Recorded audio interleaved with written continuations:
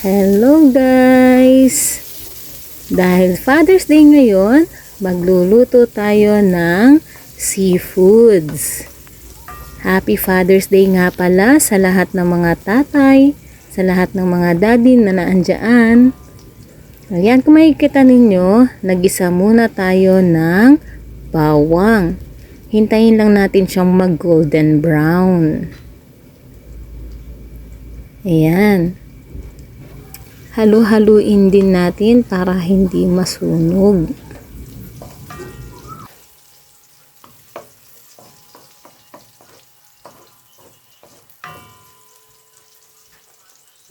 Ayan, pwede na yan. Sumunod, lagyan naman natin ng margarine. Pampasarap. Kayo ba naglalagay din kayo niyan? Pag walang margarine, pwede nyo namang gamitin ay dairy cream. Dahil may nabili kaming margarine, kaya ito ang nilagay namin. Halu-haluin lang natin hanggang sa matunaw na yung margarine. Ayan. Kayo ba? Ano ba pang karaniwang niluluto ninyo kapag may mga special na okasyon kagaya niyan? Father's Day or mga Mother's Day. Kasi kami, ito ang ginagawa namin malimit seafoods. Mas okay na rin ang magluto kaysa kumain sa restaurant. Kasi pag sa restaurant, mas mapapagastos ka, mas mapapamahal ka. At least dito, anli ka. Marami ka pang makakain. Pwede kang bumulos hanggang sa mabusog ka. Diba? Kaya mas pinipili na rin namin magluto. Ayan, magtatadtad na tayo ng sili. Ayan, ilalagay na natin. Mas masarap kasi sa seafoods yung medyo maanghang. Mahilig din ba kayo sa mga maaanghang na pagkain? Ayan, susunod na natin ilalagay ang tomato paste. Ayan, para may konting sarsa at para mas masarap. Ayan, sasairin lang natin, sayang din kasi. Hintayin lang natin din siyang matunaw, ma-dissolve, halu-haluin lang. Ayan, halo lang natin. Hanggang sa tuluyan ng humalo ang tomato paste sa margarine.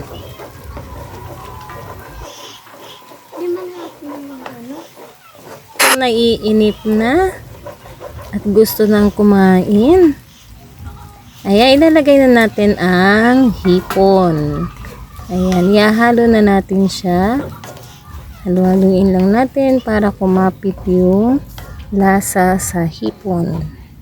Ayan, hintayin lang din natin na mag pula-pula o maluto yung hipon bago natin ilagay ang iba pang sangkap. Ayan, haluin lang natin. By the way, naka-low heat lang yan. Lagyan natin ng konting magic sarap para mas masarap. Diba? Ayan, haluin lang ulit natin. Hintayin natin na maluto yung hipon. O diba, hipon pa lang yan, pero parang ang sarap na, nakakatakam na. Ilalagay na rin natin ang iba pang sangkap. Ayan, makikita ninyo, tahong at alimasag ang kasama ng mga hipon. Ayan. Tigka kalahating kilo nga lang pala yan. Kalahating kilong alimasag, kalahating kilong tahong, at kalahating kilong hipon. Okay na yan kasi kami-kami lang naman ang kakain. 3 bata at kaming mag-asawa. Ayan.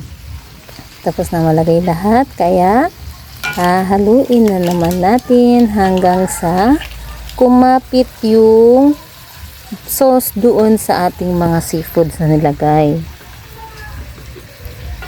Ayan, lapit na siya. Haluin lang natin.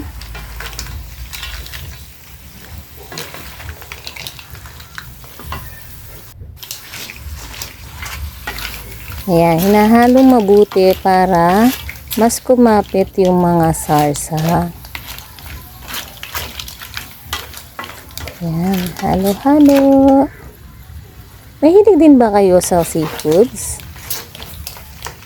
Kasi kami, yan ang hilig lagi ng asawa ko. Kumain ng seafoods, buti na lang hindi kami naha-high blood. Sabagay, tuwing may okasyon lang at kung kailan maisipang magluto ng seafoods. Ayan, susunod na natin ilalagay ang nilagang mais. Ayan, tatapon muna natin yung laman, yung tubig niya, bago natin ihalo. Ayan. Haluin ulit natin hanggang sa tuluyan na mag-blend yung seafoods at yung ating mais doon sa ating sarsa. Ayan, haluin lang natin hanggang sa tuluyan na siyang maluto.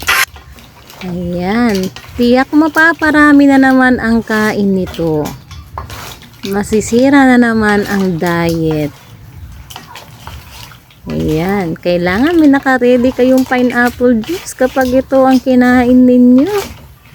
At baka ma-high blood. Pero dahil bata pa nga, hindi naman umaabot sa ganoon.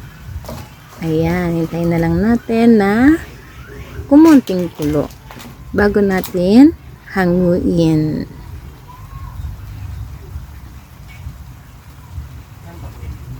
Ayan na, tapos na. I-ready na natin ang plato at isasalin na natin dito. Ayan. Diba? Sarap. Ready to eat na. Aatak na. Kanin na lang ang kulang. Ayan. That's all guys. Salamat sa panonood.